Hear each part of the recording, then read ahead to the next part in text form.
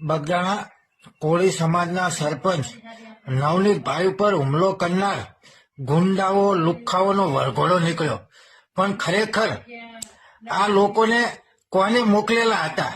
જ્યારે નવનીતભાઈને મારતા હતા ત્યારે કોની સાથે વિડીયો કોલમાં વાત કરતા હશે એ પણ હજુ તપાસ બાકી છે.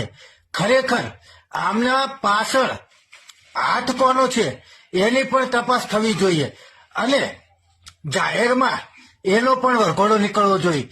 ત્યારે જ કોળી સમાજને ન્યાય મળ્યો એમ સમજવાનું. બાકી આવા ગુંડાઓના વરઘોડાથી કાંઈ જ ફેર પડવાનો નથી. પણ ખરેખર જ્યારે આ લોકોના આકા જે મ્યાન ગુંડો છે, જે મ્યાન બુટલેગર છે, એનો વરઘોડો નીકળશે ને ત્યારે જ સમસ્ત કોળી સમાજને એમ થશે કે ખરેખર કોળી સમાજને હવે ન્યાય મળ્યો.